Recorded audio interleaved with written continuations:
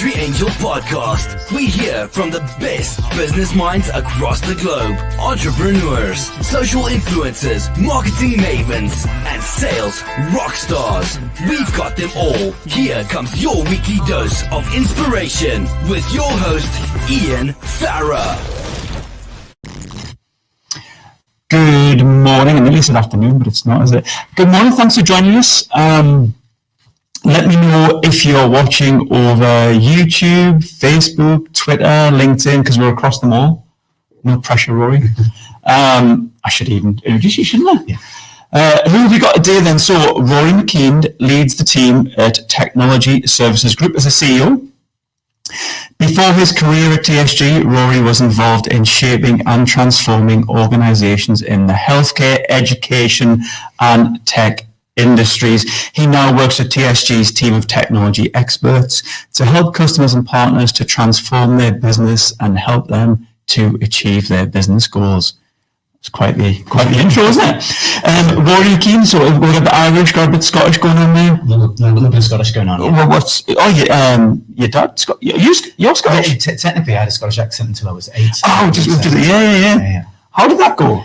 Well, it was funny because when I went to school in Scotland, they thought I was half English, and that was a problem. And then moved to England, and being half Scottish was then a problem. So no, it's good fun.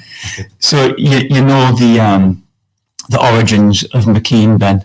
No, I don't know. What's that? So apparently it's McKeand, which is like son of Ian, something like that, or John. So there you go. We've got a bit of a link, not clear.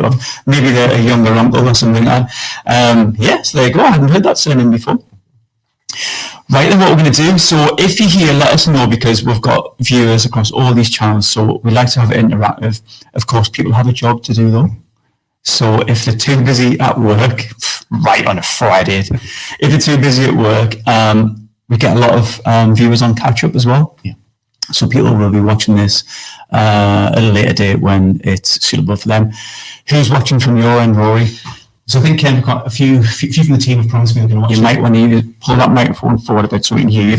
Let me know if you can hear Rory, okay? Yeah, so I've got a few from the team who said they're going to join. I'll be testing afterwards to see if they've made it or not. So we'll wait and see. Right, good stuff.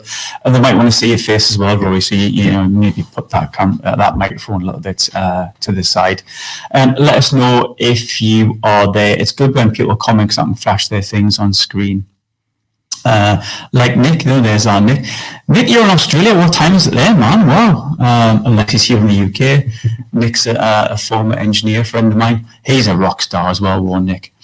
I'm sure you've come across plenty of rock stars in the past.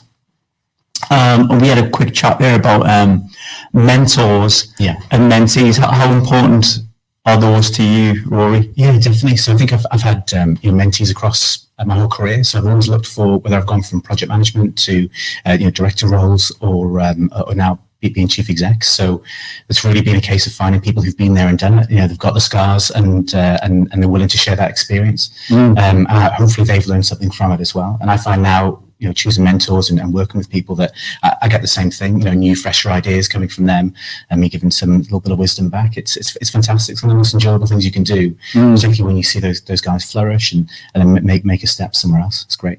It is. When you say step somewhere else, outside the business or within the business? Definitely. So I went to a couple of guys inside the business, a couple of guys outside of the business, and whether they move from inside to outside or outside to inside, either way, because if you're doing it properly, you really care about that person and their journey. And if that's right for the company you're in, then fantastic. And if they're not, then you've got to wish them well. And we've seen enough times where people have moved from our business to other companies and then become a customer, or perhaps gone and got some experience outside, brought something back in and helped with our transformation. So no, I think if you build the right relationships and you can wish people well and just see yourself as one stepping stone in their career, genuinely. Excellent. Talking about mentors and mentees, there's my mother, Rory, who just decided to say hello there. Biggest mentor in my life. Nick from Australia, it's 8:20 on a Friday night. That's some commitment, isn't it? Isn't it? Yes. Thanks for joining us, Nick. And if you do have any questions for Rory as we go, please just throw them in the comments. And if Rory's on a mission, dropping some value bombs. I'll pick them up. Don't you worry. I won't forget the questions, because I've got a bunch of topics here, Rory, and I think regular viewers to the show will know that I don't like to know too much about the guest. I want a pure organic conversation. And we just had a brief chat outside, and I was like, "Stop talking! You don't tell us any more about that. I want to know. I want the viewers to know as well." But we did touch upon culture, and as people who are watching regularly will know, on the Industry Angel, culture is a massive passion of mine. I am very mindful that jobs aren't just about salaries or the benefit side. We have to enjoy coming to work. I always use the analogy, I don't want my team staring at their takeaway on a Sunday night thinking, I've got to go to work tomorrow. We've been there, right? Yeah. So is that something, as a CEO, culture must be huge, right? Yeah, I think it's really practical as well. I think obviously when you read a lot around it, and you do that thing when you've been given a director role, you start going, actually, I better start to look at more around culture and books, and people kind of convey it as, look, it's this essential item, but it's the bit that, I think there's two bits to it. I think it's talent and culture. The two have to come together. So if you've recruited the right people, then it is all about culture, and culture does, it takes primacy over, processes. You've got to be able to trust people and let them get on with something. And if the people have the right level of talent, whether that's from the training you've given them or just the investment in themselves that they've made, then the culture really then is my only real responsibility, because then my leaders and managers can then move everything else towards what it is we're trying to achieve. So yeah, culture is massively important, but specifically just around, you can tell it when you walk in a building, can't you? Yeah. When you meet someone for the first time, you get that kind of gut check to go, yeah, culture is important to that person, or you understand that they're in it for more than just themselves, and that comes across. And if you get enough people in the organization that feel that way, from top to bottom, it really creates a tipping point in the business, and then your customers feel it too, and then it becomes a real virtuous circle for us, which we see. I love employee advocacy, and especially around social media as well. An example being, I think the average person on LinkedIn, for instance, has like 1,300 connections. And if you had 10 or 100 employees, that reach is magnified by using the employees' own personal brand and own reach. Is that something that you encourage? Yeah, Kelly, who heads up our recruitment team, she's really big on internal talent and using that. And we found that our highest performers from last year, the majority of new starts who are high performers from last year, came from referrals internally. So it came from people who, stuck their neck out and said, look, I trust you as somebody to come into the company, and actually, I think you'd be a great member of the team. And so we do like a refer a friend scheme, like many places do. But that isn't, the financial reward is a thank you from us to them. But the main bit is people go, look, I care about this company and I want it to have great people. And actually, this is a company that I think is right for people I care about. And that's probably the best, whether we hire them or not, whether they come right the way through, it's still a fantastic sort of vote of confidence for somebody to say, I'm going to refer my company for someone else to come and work here. I think it's a big thing. We've seen more and more of that, which is fantastic. That's really powerful. So what I heard there is, if you're working for TSG, let's bring you guys in. You're working with TSG, you really enjoy the role, bringing in one of their best friends, for instance, to the role. Yeah. You love your friends, but you wouldn't put them in a bad role. You wouldn't. And it's not just about getting that referral fee. It's about bringing them into a good role. Definitely, it goes the other way too, right? So you bring someone in, your team's going to hold you to. We're big on empowerment and challenge internally. Okay. So you bring in someone who is not right, and just because they're a friend, guess what? That people are going to challenge you on that, and so there's that. So I think to properly refer somebody, there's got to be a really nice balance between the right fit of that person, their talent, and also the fact that you care and think TSG is the right place, which is great. It's really interesting as you're talking there. How long have you been in business? Just over 5 years now. 5 years. CEO. Traditionally, CEOs, they can be, I'm trying to choose my words wisely here, or whatever. You know where I'm going with this, it can be that kind of like, that persona of like, you're the tough. How do you find that? I think, so I work for a tech company, right? So the stakes are pretty high in terms of, we've got to get things like our employee proposition right to retain people. That's a really hard thing at the moment. We have skills and experience that is hard to keep within the business. Customers' expectations are massive, even with small budgets for the small to medium sized customers we work with. So the environment is that challenging that I don't need to bang any thump any tables. It's a challenging enough role. I think if we've got the right benchmarks, the right focus points, then really at that point it's really for us to really coach and mentor, like we talked about, the right people to talk about football too early. But I absolutely love that scene with Jurgen Klopp. The cup final at the weekend, where his arm around his team, and he wasn't saying to them, "Look, I don't care if you don't score." What he was saying is, "We're in this together, win or lose." And that kind of psychological safety, I think, is worth far much more. And it's that piece. We've got mountain to climb. Genuinely, it's a tough environment that we're in at the moment, and so. Me adding to that, I'm just going to create more fear in the business. So I'm a believer in, look, you don't need to do that. You need to hold your standards high, absolutely, but you don't need to be a tough man to do that.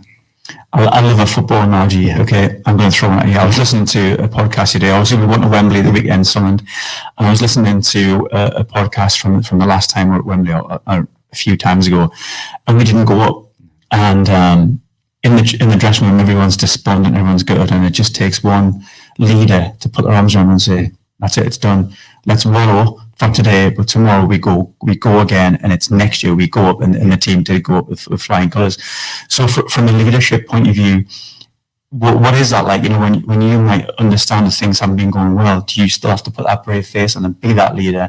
And then when you close your eyes and Yeah, I mean, I think, managers, leaders of my business, but particularly even for me, I think when we went through the pandemic, because for a lot of companies, when you talk to them, that was one of the toughest pieces. People were given advices about, go and cancel your direct debits, go and cancel all your payments everywhere. Okay.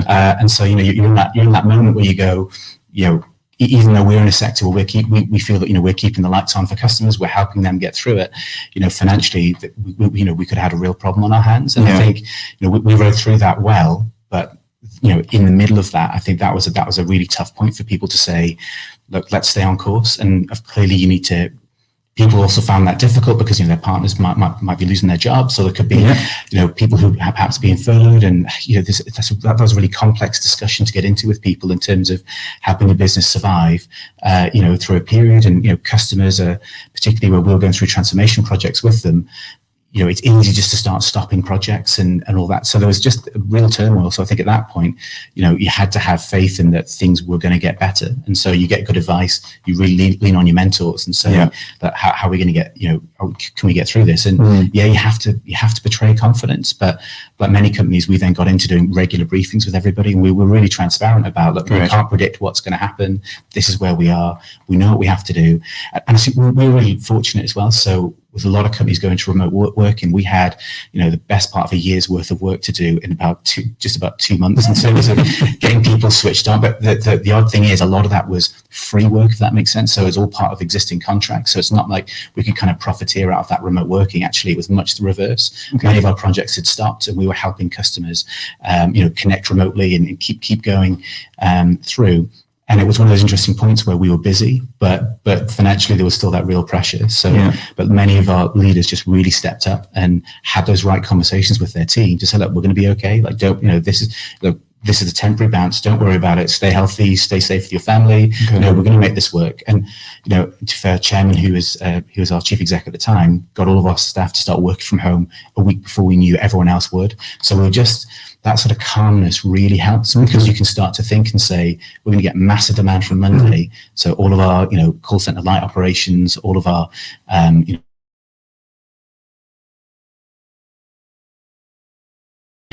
within about a week, we gave ourselves to get ready for customer demand. And so that was probably a really tough point where I think you had to show that confidence, and it wasn't fake. It was look, I've got real faith in what we're doing, but that doesn't mean that you don't have your doubts, and it wasn't hard. Yeah.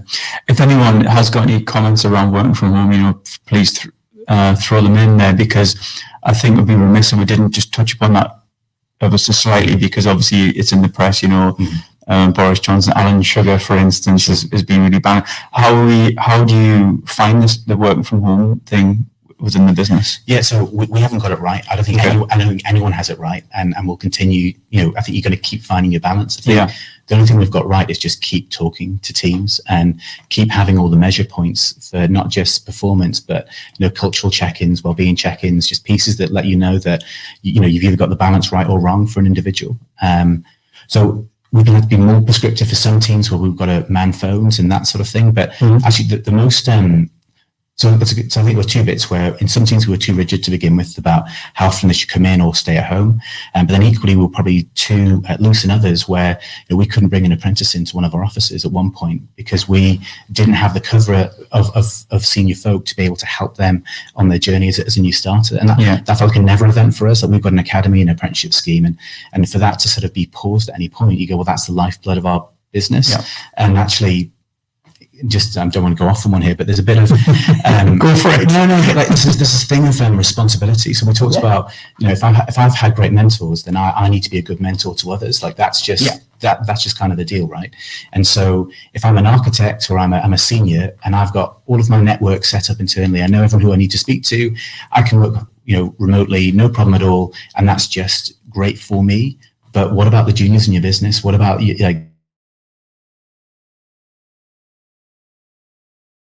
we've got, which is there isn't really a replacement for being sat at somebody's elbow, that kind of oversimplify, but plumber and plumber's mate type thing going on, where you can see how someone functions. How do they prep for the meetings they're having? When they're designing something, what's their design process? Not just the finished product, not just look, can you mark my homework for me? Like that's only such a small part of it. It's it's everything else that goes into it, and being around somebody and learning from them. It's such you need that senior to junior piece going on, and so for us, we've really had to think more from that perspective. Most of the operational stuff, working from home, we can make that work no problem. It's really that bringing people through and educating and giving that opportunity, where I think we're going to start to see that balance of getting it back and right. But for other companies, I think there are different challenges, right, depending on 100%. What each you can do. And we're a tech business, so we're quite fortunate that we can have more balance and more flexibility. Yeah. But the one anecdote which I think is fantastic is that we've got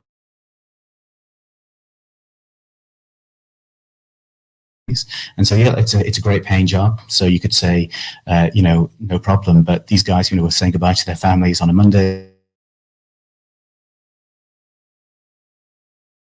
You've got one of those big go live weeks in the build up to that. Now that you might only have to be on site for a couple of days means you've got the support of family going through it as well, and you've got that kind of work-life balance that just makes you better at doing your job. You've got that release valve rather than just being constantly on the road. So there's some really nice bits of this flexibility, but I think there's so much of it is about individual circumstance as well. So that spare room divide and who gets that spare room and who's going to be on the kitchen on the kitchen table working.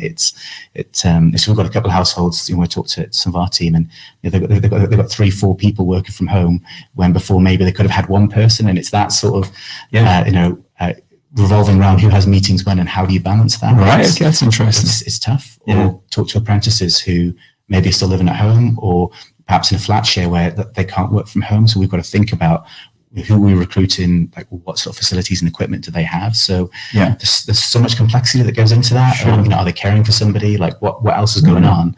And we have to sort of balance all of that as part of flexible working. So I guess what I'm saying is I think we're going to all we can do is just keep communicating, keep trusting your people. That's why culture matters, right? Because you can't just manage attendance anymore. It's perform. If you're managing performance, then then really when someone does something shouldn't matter as much.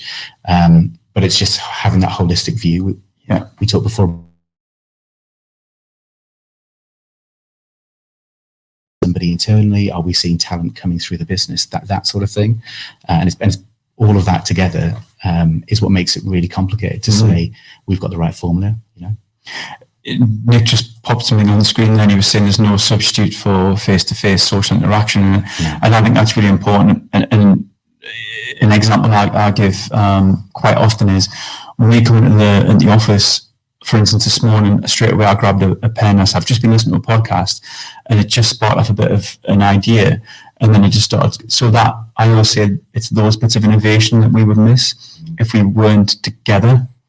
And of course, the social interaction is super important as well. So I think when we have had this kind of couple of years, maybe bringing people back in the business, have you seen any of the social side of any difficulties with people, coming back together? Yeah, there's a couple of bits. So we've had to be quite deliberate now in terms of social interaction, whereas people would kind of go out for birthdays, promotions, even somebody's leaving, you'd have these sort of like milestones where people would meet and socialize, or projects would go live, but now things are sometimes happening exclusively on a remote basis. So we now get a whole team nationally together for what we call the Tsg Festival. So in the Body Shop last year, it was such a good format that we've ended up going for the same again, and used Bongo Bingo, which is a fun. And it was just, I think, at some point, someone thought I was going to stand up and say something, or we'd give out awards, or go for a corporate. We didn't. It was just a complete social event, because we do kind of weekly informal updates, we do quarterly business briefings. Here's where we are. And we do some technical briefings and other stuff. So we get kind of a lot of information and reward and recognition out. So outside of that, really the only thing we need to do is just meet socially. So don't try and pretend it's something else. Just meet socially and have fun. And it goes a long way. You meet loads of people. Then guess what? When something goes wrong, or you need some help from somebody, then having a drink with somebody, or having a social interaction, playing a game of crazy bingo with other folks is a great way just to kind of to kind of mix things up and build those relationships. But in terms of social interaction, we've seen that. Particularly, some of our guys who perhaps live on their own. I think that's you've definitely saw a fair bit of concern for mental health in terms of people who are used to having that regular interaction with people in an office, then perhaps being remote for, I think a lot of people there in the pandemic, when we went, well, this is going to be a 9-month, 12-month thing. And then when that just kept extending, you started to think, oh, how long has it been since some best friend interaction at work face to face? And even some of our intake from our academy, some of the guys were talking about how they didn't have a graduation, they didn't have a freshers week. They didn't have, I know some of these things might not sound like they matter, but actually in terms of social development, it is important. The first time you're away from home, socializing with people, then you go straight into a working office, and you've perhaps never worked face to face with anybody ever before. It's that's pretty daunting. So we have to be really deliberate about how we induct folk, and even just help from a social interaction. Which almost sounds like a bit of a Big Brother kind of company piece, but the boundary of our influence and care just seems to have massively expanded. Well, in such timely fashion, Adam has just said, Adam is from the Health Insurance Group. He's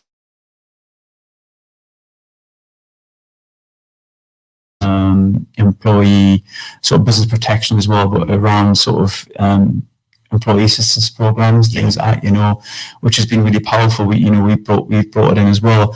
So you've got virtual GPs, you've got counsellors on the phone. Is that something that you looked at as well to support your teams? Yeah, I think our head of HR, Vicky's been great. She's had to go from what was a fairly traditional people management, recruitment, and by the way, very good at that. But she's one and she might be. So quickly. But seriously, but her team have now gone from being the people police to being really all about well-being. We do well-being check-ins once a month. Lots of interventions we've done. Some of that is established programs we have set up in terms of fitness and health. Some of that, as you say, is schemes people can just reach out individually, but we've also had to have other interventions. So we've got a number of professionals that we work with who perhaps whether that's a life coach or somebody who perhaps needs something else, because it's there's been lots of challenges, whether that's from personal stuff like a divorce, or something going on with someone's child, or health, or just general mental health. We found with the number of interventions that we've had, of just, you can't really even compare it to previous years.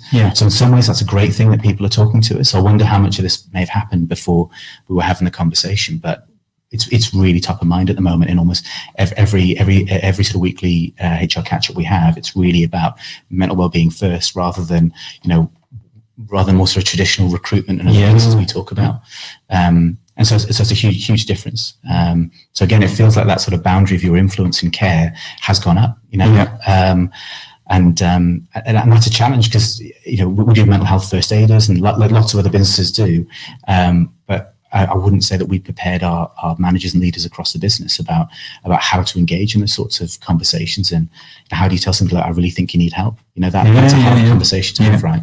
And that's interesting from your point of view, Rory, because you're putting your trust, or not so much trust, I'm sure you do trust your teams, but it's almost like you're letting them take care of their expertise. And to be honest, they're looking after the people in the organisation, and if they aren't firing, then the projects and commercially the business isn't firing. So you've got to really trust whoever you've got in that space, and that actually, I don't know if it says TSG or a client of the Health Insurance Group, and Vicky's great. So you must really lean on Vicky quite a lot to make sure that all this is happening with the organisation.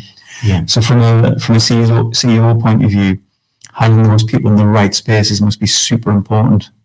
Yeah, definitely. I think everyone says the same thing, right? About get people sitting in the right seat in the bus. Yeah, hugely so, because it's just part of the culture that we operate is very much one of we don't have a command and control structure. It's very much empowering folks, having the right benchmarks in place. We got big ambitions for the company, but we let people to kind of get on with it in their area. We trust them. We hire the right people. We put a lot of training and support in, and then we let them get on with it.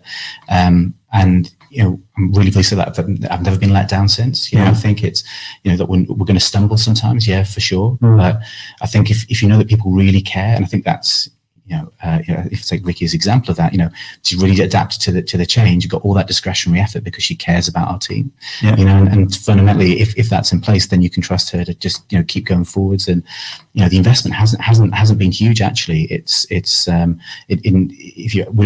I wouldn't make a business case for it, but if you had to, if I've got people firing on all cylinders, right, and feeling supported by the company, the discretionary effort you're going to get from them is always going to outweigh any cost in one of these sorts of programs. I don't know where to start with this, because when you talk, you remind me a bit of Brené Brown when she talks about rolling with vulnerability, and she talks about shedding the armor. You do that. Anything, you are very open, and you do show vulnerability. And there was a few times there you said, maybe we didn't get that right, or maybe we've got stuff to learn. How important is that in a leader to be that way, to show that vulnerability? Yeah, and I think I found that really to go to good school. I couldn't fail on my grades or get kicked out of my school. Same when I went into further education and so on. I took on project, and then I became a project manager and made a career out of delivering projects that couldn't have been delivered before. So it was all about never failing, always succeeding, and that is actually quite toxic. Without meaning that to be the case. I was very fortunate. I had great people around me, good mentors, and so whilst I was really successful, that kind of creates like a bit of a, particularly when you move into a role where you're managing managers rather than just a project team. And so that psychological safety and that vulnerability is hugely important, because some of us in aura anyway. So I was just always very good at running multiple work streams, so that if something didn't work, you could kill it quickly and move on with things that work. So therefore it always looks like, well, everything's always working. We're always making progress, right? And that always seems like a good thing. But if you don't share the failures, then people get really worried about failing, and they get to a point where they don't want to come up with good ideas. They don't want to take a risk, because you're more worried about failure than you are about trying something out and seeing if it works. And just try that with everything, whether that's perhaps nodding along in a coaching bit of training that we do, and then trying to apply it. Well, what if I fail? Or what about a new product R&D idea, or new marketing strategy that is this pay-per-click model going to work, or whatever. You just people need to get that you can try and learn quickly, and that's okay. So I started to talk about failure a lot more, where I got things wrong, or where perhaps maybe I had a bad interaction with somebody, or perhaps if you make a mistake, just be open about it. So I remember one management team meeting where I got really cheesed off about something, and visibly I lost my cool on it, and then I was just open about it and said, look, I shouldn't have reacted in that way. I should have been calmer about it, and that was okay. And the team forgave me for that, and that's fine. And then guess what? They felt they could ask for forgiveness more, and it sort of rolls through. Yeah, I love that. It's funny. If my old man was watching Mr. Farris Senior, he used to say to me, "Ian, as a leader, you can't be everyone's friend." And I used to fight tooth and nail with him. My dad, was a shipyard worker, and decades ago. What's your thoughts on that, Rory? are you too soft as a leader? Can you get too close to people, or? Yeah, well, I think I can understand why you might think that. Not that you do, but I understand that conventional wisdom of, oh, you're just too nice a guy. I mean, I forget what series of The Apprentice it was where they ended up firing him and said, well, you're just too nice, but we love you anyway, but you're just too nice. You couldn't be the winner on the show, right? And sometimes it can be true, but I think you can be vulnerable, you can be really open and honest with people as long as you put the benchmarks in the right place. Okay. So if you say we're going to be industry leading, so we've done that with our Net Promoter Score, with our retention of customers. So the bar is really high, and so if you set the right bar, then you can be sat side by side with them and say, well, how are we going to get there? Having said that, though, when you build up friendships, I'm very lucky to call, pretty much everybody I work with, a friend. In our last Tsg Festival, I don't mind saying, was the best night out I think I've ever had. and that was a work too, right? But that means sometimes when it doesn't work, particularly if it doesn't work out based on capability or culture fit, it makes it a lot tougher, like a lot tougher. So in some ways, look, try not to be people's friend.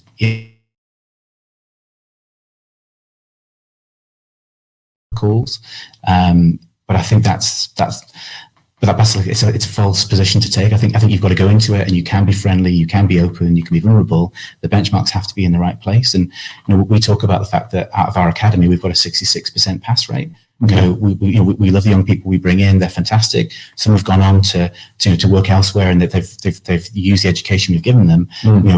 We're completely inclusive as part of our culture, but even so, a third of the guys going through that, we don't expect to make it, and so that's hard. But I think you can be both. You don't have to, be a jerk about it. You can be nice, but still expect and have high standards. Yeah, I suppose if anyone did take advantage, it's on them, not you. Yeah, I think so, and you've got to be careful with that narrative, I always think, because I don't know about you, but sometimes you can get a bit defensive. Someone says they're leaving or something happens. Often it's really easy to put yourself in your trench and go, it was all on them. It's interesting. But then actually, if you really think about it, you go, oh, maybe we could have supported them better. If you say we gave every opportunity, we've been good. There's a good culture here. If it hasn't worked, and then you can part on good terms. Yeah. We should get into the nitty-gritty. Sure.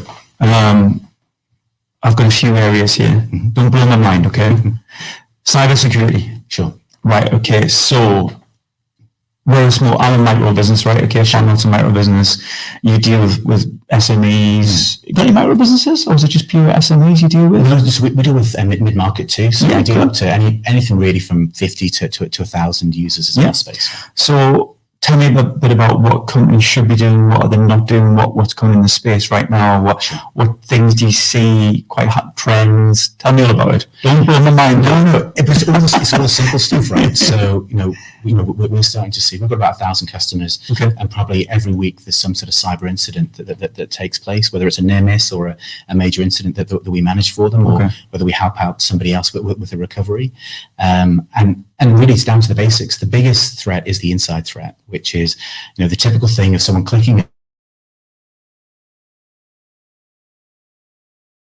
emails and stuff coming through are brilliant. So, sort of things like an Amazon voucher at Christmas time, right? Or the best ones were at Christmas time was where, your parcel couldn't be delivered. Press this link from DPD was the one that I saw where you follow that link, and if you're waiting on that kid's present. I've got 3 boys, so Christmas time was all about deliveries at just the right time.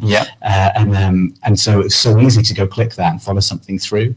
And typically, when someone does that, something is very unlikely to occur immediately. It's normally where a bad actor finds an entry point and they exploit that, normally over 6 months.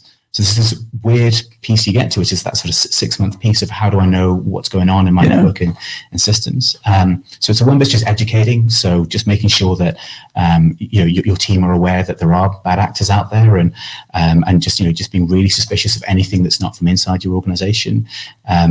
There's lots of checks and pieces you can do. There's lots of free stuff too. So, Microsoft, most of us will be using Microsoft email, right? So most of us, will be authenticating, sometimes with a password. But if you do any sort of analysis or study, it shows you that at least half of your employees will have passwords that have been used on compromised accounts somewhere else. Because if you think about how many passwords you have now, right? So I use a password vault. A lot of techies do, but most people don't. They go to something they can remember, and then when there's like some random portal for a subscription for something, or some of the smaller piece they need for elsewhere, they'll just use the same password across the group, and so that can really compromise really key credentials to get to customer data.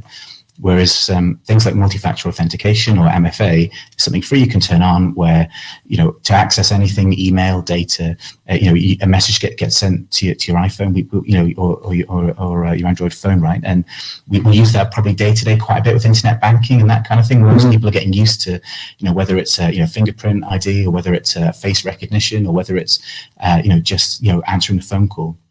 That really puts you in a very protected category, and it's so cheap to do. Okay.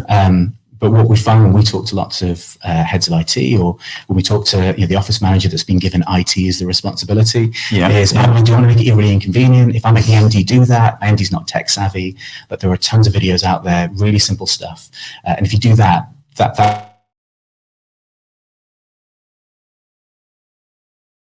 So things like Cyber Essentials are a brilliant thing to go and look at. They're free, they're independently formed, there's no fear selling, it's just really good common sense. And it's actually, they've got some fantastic flyers. I'm happy to send the links to you to say, look, here's some plain English pieces, just go check on. So go and talk to your tech partner, or just go and have a look yourself to say, do I have these real basics in place? And it is that sort of mindset. But just talking about it, I think there's a lot of fear selling that's going on. Okay. And there's lots of security products and propositions that are coming out, which are just buy this one thing and you'll be fine. Okay. But it just isn't true. The way I try and explain it to people is it's sort of the equivalent of most traditional security used to be things like universal threat management, or UTMs, and some sort of mail defender, right? So it'd be like putting locks on the doors and perhaps having a guard dog in front of the house. Whereas really what you need to think about it is much more of a castle, right? So there's no one solution that's going to work. You've got to it's all about strength and depth. So you want a drawbridge, you want you want a curtain wall, you want a keep, you want multiple defenses, and that all work together to stop somebody getting in. And genuinely the education of your people and their understanding of those security measures is just as important. Yeah. And so we put people through a load of mandatory training.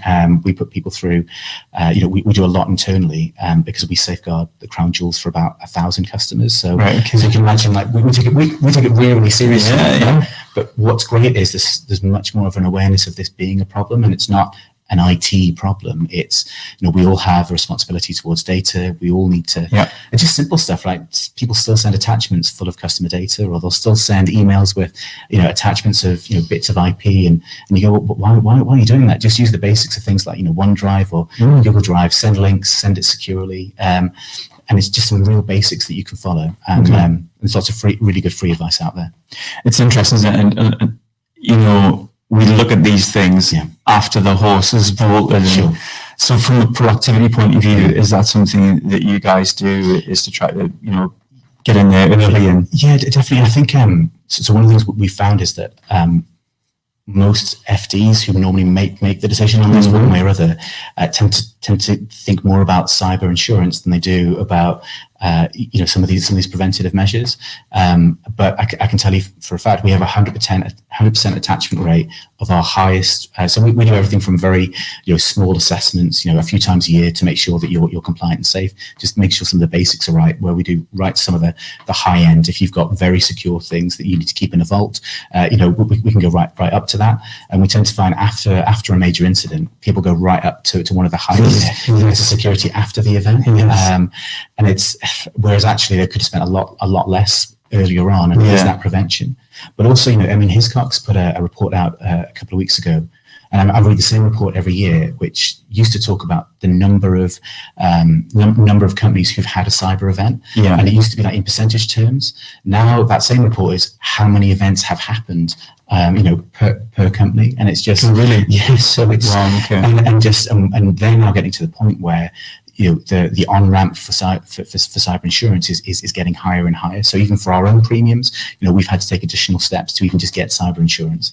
And for some companies, they just won't offer it because it's a bit like living in a floodplain, right? And trying to get home insurance. It's just particularly small businesses. So if you're somewhere between 5 and 20 million turnover, you're the perfect target because you can afford to pay a ransom. And you probably don't have as much security as somebody else that's out there. Yeah. And so that's a sweet spot. It's the anti-sweet spot, I suppose, but that we really need to think about and care about because they're probably part of your supply chain anyway. And I think there's something big on larger companies now helping out others who are part of your supply chain, and not just like mandating and saying, look, you must meet this standard, but actually educate them because some of these other companies, it's just not going to be a primary concern. Security is not their bag, right? Yeah, they do something else. And it's very simple stuff, and it's not even expensive stuff too. You're talking, a few £100 a month maximum to secure yourself. So it's definitely something that I talk about a lot because it's real simple stuff. Yeah. Right, next one. Okay. Cloud. Okay. So, quick example. We've just took all our emails in the cloud, all our data, and all that. It's great being able to be anywhere and access all our documents. It's awesome. What typical conversations do you have about cloud? Because if you're not totally IT savvy and someone says, right, okay, go on the cloud, you're like, what is that? Yeah, it's a fun. I think just coming off the back of talking about security, I think what's really started to shift was that there was a real fear of cloud previously, whereas now when you look at the investment that the likes of Amazon and Microsoft have made, in their public cloud offerings particularly, it's just mind-boggling. I mean, it's like the GDP of small countries that they've spent on security. Because effectively, so if you take, I'm qualified to talk about Microsoft because that's what I know inside out. But if you look at what they've spent, you're getting access, even as a small to medium-sized business, to something that is, GCHQ is potentially going to be using, or same with Amazon too, or you've got other pieces of large security outfits putting their most precious data there because it's more secure than what your internal team would be able to build. So really starting to see security as a key enabler, but then how some of the tools that are then being built in the background, predominantly for mid-market enterprise, that are now trickling down, and becoming low cost to free or included as part of these sort of cloud offerings. So it's not just about lifting and shifting what it is you have. It's really about trying to work out like where should everything sit? How do I get the right access and performance for some pieces? But then, so I was talking to a customer actually just this morning about, we've shifted all their data like a file share piece into the cloud, and you go, well, that's great. Now it's much more secure. But then there are some tools we can do where we can read every document, put what's called metadata tagging in the background, so it kind of reads every document, knows what it is, knows what it contains. So like a simple one for them was an audit piece. So they've got an audit team of two folks where it takes them the best part of a year to audit 2/3 of what's in that file share, right? That's their role, but. For something, I think it's ridiculously inexpensive. It was for £100 a month, I think it will end up being. They can now, because they've invested in this cloud infrastructure, so these extra tools that very, very, very, very small, they can now audit everything that's in there, and then that draws out 20% that they need to go and have a look at, where perhaps the signature isn't in the right place, or there's perhaps a protocol that hasn't been followed that needs to be investigated. So that team is now, in terms of their assurance for their business, is completely different to what it was before. And it's that kind of, can you imagine being that team where previously you would have to spend all of your time just going through files and files and files, going, tick that box. Whereas optical character recognition is in a very mature place. Even just transferring, sound to words and so on. Just there's lots of things that you can do now that takes a lot of nugatory work and lets people do the bits that they enjoy. And when we talk to these auditors, the thing that they really enjoyed was talking to people. They really enjoyed, working with people, making their systems safer. So for them, they're in an oil and gas setting, and for them, it was very much about keeping people safe. But they didn't feel they were doing that as part of their role because they were they're spending all their time looking at documents. So it's interesting. It's that sort of enablement piece, which is the reason to do it. If somebody can't work with you to work out, what are some of these other pieces beyond just a lift and shift? It probably isn't worth doing unless you need to be super secure, basically. So it's and that's what's really interesting for us, and for me, my challenge for my company is I need everyone to be a bit of a business analyst in the business. My techies can't just be techies anymore. They need to understand real business problems. They need to. We were talking before about sometimes you need to keep techies in a broom cupboard. No, you don't. You need these guys to really understand the business and to be credible to an MD to say, I understand what's important to you. And that's a huge mental shift for the guys who are really skilled to then pick up yet another skill. So we've got Glenn, just said morning there. Glenn is a bit of a Sage expert. And it made me think there about not a bit of a Sage expert, he clearly is a Sage. It made me think about products. So, in terms of expertise within the organization, if you have companies that come to you and say, right, okay, I want Sage 200 or whatever the latest product is, do you have to have all these people in the organization that are experts in these products? Yeah, absolutely. So we've got, so when I started, we had about 50 products that we had to try and learn. What we've been really fortunate is we've always gone for a best of breed. 30 or so technologies, but each of those is very, very deep in terms of what's needed to be understood. But if you look at something like Sage is a great example. So, we've got that working in Azure at the moment, and I worked at Sage previously. So one of the challenges at Sage was around how do you make fantastic cloud products and how do you get people to move to it? And traditionally that would have meant an FD would have to move from something like Sage 200 potentially to something else, whereas Sage and Microsoft have got a fantastic partnership going, and we're part of an early trailblazing piece of getting Sage 200 to work in Azure. So that means, because previously, and I get it, which is FDs like working with it. They understood, they understand what comes out, and I do, same with my FD. It's a bit of, do we trust the MI coming out, right? It's a big trust exercise. So shifting just for cloud isn't convincing enough. Yes. But equally, bringing all your team in once a month to do your month-end procedures because you can't get it working remotely in fast enough is a real limitation in terms of who you can recruit, where you can be, and your work-life balance. So getting things like that, working in something like Azure, let's say, has been fantastic.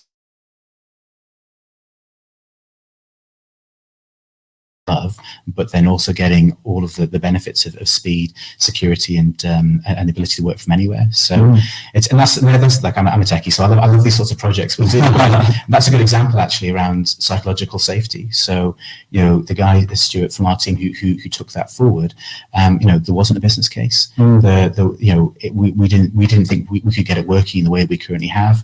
That was something someone felt confident enough to say, I'm going to take a bit of work time, bit of home time. I'm just going to do some R&D and see if I can get this working right. And it's fantastic that he felt back that he could go and do that. And that that's something that we're talking about 300 customers about at the moment. So that could be huge for us this year. Yeah. So that's a really interesting example of innovation but psychological safety. Yeah. I'm clinging on. Yeah. I'm all right. I think I'm all right. I'm holding out. AI. Yeah. Okay. You're hearing a lot more now. It's actually coming into a lot more businesses now. People are talking about AI a lot. Tell me, don't blow my mind. Tell me what's going on in the world of AI and why businesses should be aware of it. And so I think the interesting thing is, I love AI. It's one of the things that really attracted me to the tech business. And unfortunately, AI isn't going to exist in my lifetime. That's the problem. Most experts will tell you that true AI, the most commonly forecasted date is like 2099. So it's going to be really 2099. We're miles away. And so I'm going to do a whole massive side about if you look at Tesla and you look at the promises that are made on that. Yeah. But it doesn't make a lot of sense anyway. Like, why would you decide the first thing I'm going to put AI into, something that has to make decisions at like 70 miles an hour? It doesn't make sense. You put it into a robot first, right? So if it crashes at 4 miles an hour, not 70. And to be fair, if you look at, actually, Elon Musk did a really interesting interview with Ted only first rather than true AI, if that makes sense. And artificial intelligence is something, again, I'm going to get right into the weeds, but Alan Turing came up with the Turing test early on, which was about you get a human and you get a computer. Those two then are interviewed by somebody, and you have to work out whether one of them is a computer or not. Yeah. And so there's a lot of effort goes into things like chatbots and pieces of what's called AI but isn't really, which is aping human intelligence. So aping. So we had someone who almost beat the Turing test just over a year ago, where they pretended to be a 16-year-old Ukrainian boy, which is really smart, because if you give that as the reference point, then you say, actually, English is going to be slightly broken and they're not going to have a mature worldview. So aping a conversation with someone of that age, it was quite smart they were able to do it. But then if you were to ask them about something completely different, it's sort of aping. It's sort of aping a test rather than actually getting us to the point where you can ask someone to go and do R&D for you, or get you to do something that's advanced or new. So the best way to look at it is ignore the AI conversation and just think about automation instead. Okay. Because if you think about it, the reason why enterprise is so much further forward is they have these massive data sets, and so AI is basically making a lot of decisions. And you set a lot of protocols and rules, so it's just if this, then that. Yeah. And is the self-learning piece where something then starts to go, oh well, if this equals that, then this is a bit similar to that. Is that the same as that thing? And when it goes, yes, it is, then it's learning as it goes. And so machine learning and automation it's maybe you could call it directed artificial intelligence, but it's something that can be really useful to lots of businesses. So I think before we were talking a little bit about a customer we've got who's looking to deal with flexible working in their business, looking to deal with a big growth of they're an FCA compliant business, and they have a big growth of workload. But because you can standardize a lot of the steps that are there, you can automate a lot of the steps that are there. And what's fantastic is you can then learn based on chatbot conversations that you've had, based on the rules that you put in place, you can start to tailor those and sort of assist something through. And so, we use something called Power Automate to do that. And it's got some fantastic machine learning tools within it. So it sounds a bit big brothery, but just go with me, which is you get someone who's really trusted in the organization that maybe does the core compliance steps of a process, and you just turn this piece on in the background and it just watches what it is they do on their desktop. Oh, really? What are the steps that you follow all day, and then it can kind of, you've got to keep it going for about 30 days or so. Yeah. You can do it less than that, but to get it to work really annually goes, I really understand what that process is. Then there's a bit of a tinkering from engineer, and then you start to get it to run in the background, and it will do what it is that you did previously.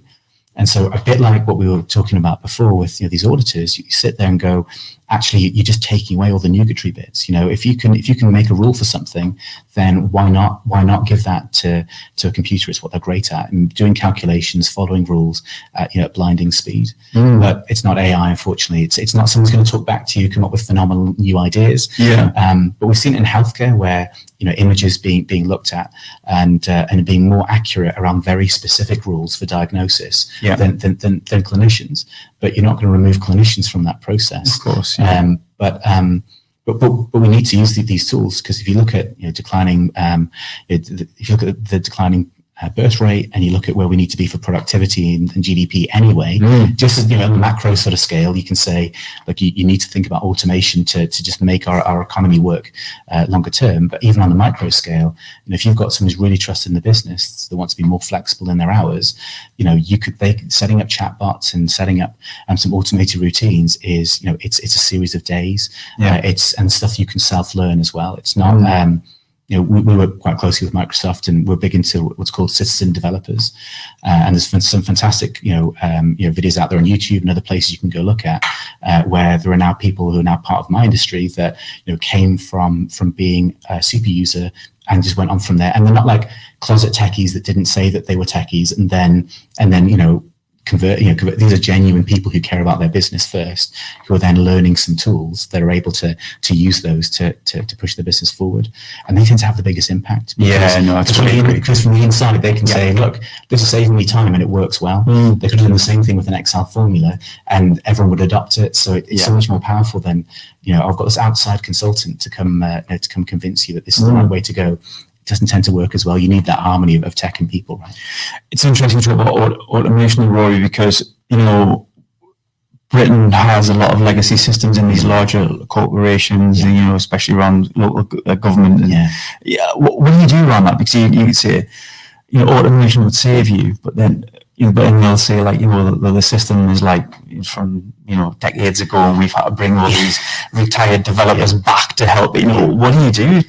It's tough. So I used to say never do integration projects. Okay. And unfortunately, that's now my fastest growing area. Because a lot of the tools that we've got are, that's exactly for that. You've got these automation tools sitting around the outside, but unless you can change that line of business system, whatever that key tool is, that then becomes the blocking point. And to move everything all in one go there's a lot of investment and there's a lot of risk. But a lot of these automation partners are really thinking about what are called APIs or links into other systems, and they can be really creative about how to do that. So even something that might seem like a system perhaps has seen better days and it hasn't got some of the modern pieces associated with it, by either shifting it to the cloud or by even just having connections to it and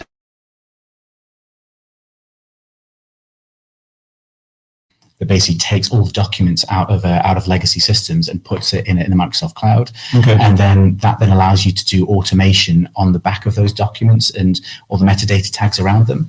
So I guess to put it simply, all you're doing is looking for an opportunity. It would be fantastic if you could replace the whole thing, but ultimately just try and take a piece at a time. Just take it away and go and use some automation in and around it. Yeah. And you'll know where the pain is in the business because you'll feel it and hear it when you talk to people around the business. Internally we're doing the same thing. So our internal teams have got a big challenge on their hands where, if you can imagine that we do a lot of Microsoft products, we do a lot of consumption products. So monthly, the thing that we bill you depends on how much you've used, and then that's based on the exchange rate between pound and dollar as well. So you can imagine, so you can imagine the fluctuation of all of that for every customer, and then trying to tell them something intelligently to say why it is I'm charging you what it is I'm charging you for. Yeah, and that's just beyond people. And I've got some great people in our supporting teams, but they need automation to be able to do that. So we're using our own wisdom here. Where we're automating lots of processes in the background, because then guess what? That frees us up to go talk to customers more quickly about the stuff that matters. And computers are more accurate than humans than they making calculations. You just got to make sure you've got the subject matter experts who are putting in the right calculations. Basically, you talk really passionate about this area, and I think also almost wanting customers to do something, and it's how do you get them to do it? If I had a magic wand, what would you want customers to do more of, or could you change hearts and minds in a specific area? Yeah, so it's from an automation perspective. Anything. From what we've talked about today, because there's lots there. I think it's a mindset of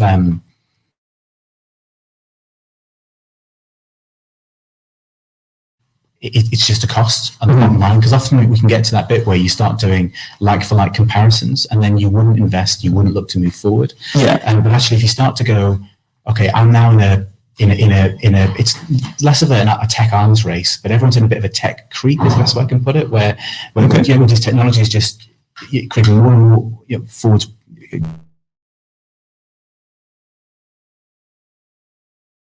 We've seen that with quite a few acquisitions and mergers of some of our customers and other customers we work with, where they're acquiring lifestyle businesses that haven't adapted. And the biggest reason for that is they tend to see it as, well, look, technology is just my service and equipment. It's just, I'll sweat my assets and then we'll move on. But if you really care about your people and their and their experience every day, and their productivity, then go and find tools that can help enable that. That's the one change, is it just that change in mindset that goes, rather than caring about a server, a system, a widget, care about like, what are my people doing, and like where are their pain points in the business, and how do we go and address it? And we tend to find the best conversations that we have through our customer success team is really about when we start to talk about users and what's their experience.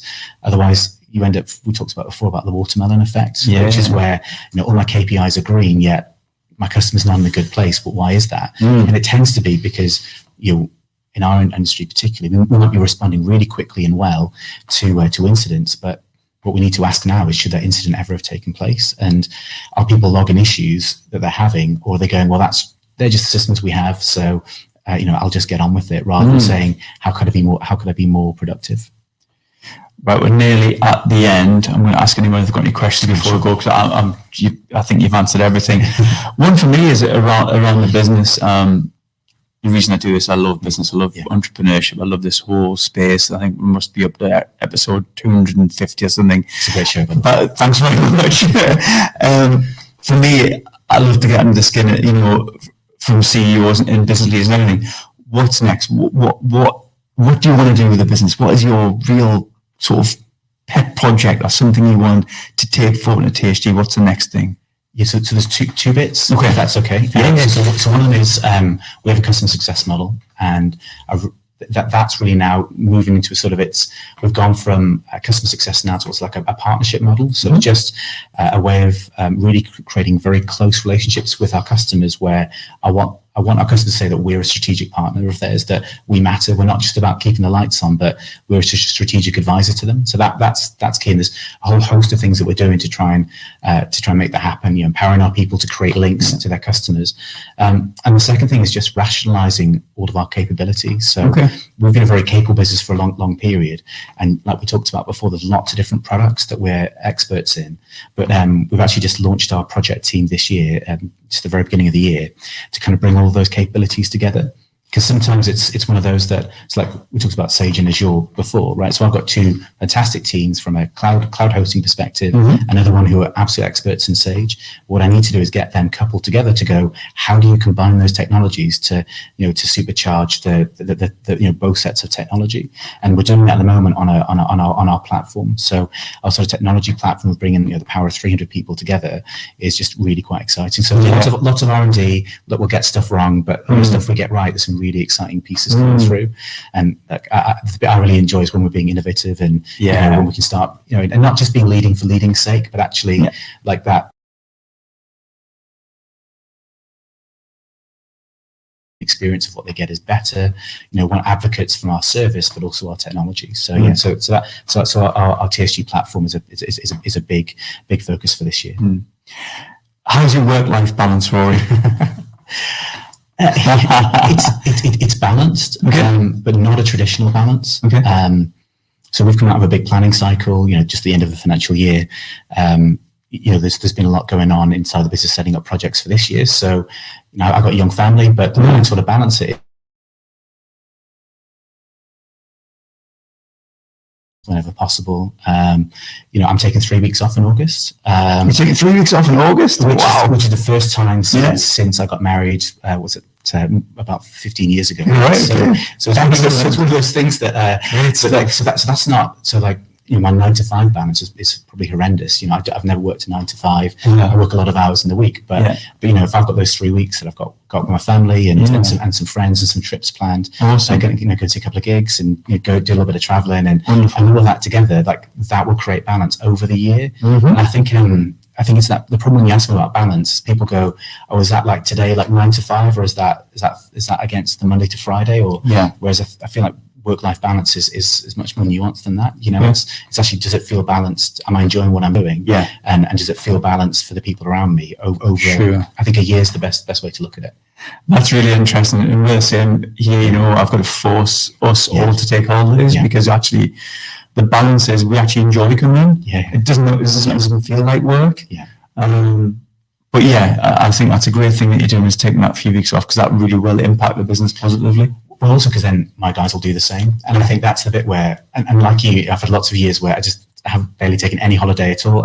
I do love what I do. I enjoy, people in technology. It's no day is ever dull. So, but equally, you have to take breaks for the people around you and to role model, right? Yeah, no, 100%. I'm really glad you said that. So we've been going for over an hour now. How does that feel?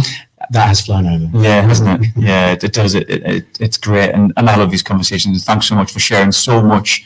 Not just about the company, but about yourself as well. And I think that's really important to show that transparency. I think you said that a couple of times today. Communication is very, very powerful. in the organisation. Is there anything I should have asked you but I haven't asked you? No, I don't think so. I think we've had a really good conversation. Awesome stuff. Well, thank you so much. Thanks everyone for watching. I really appreciate your time. No doubt you'll be watching on Catch Up as well. Feel free to share this if you like, or drop us a comment later on. We might pick them up. Show Rory some love as well on the socials. So thank you so much, and we'll see you next time.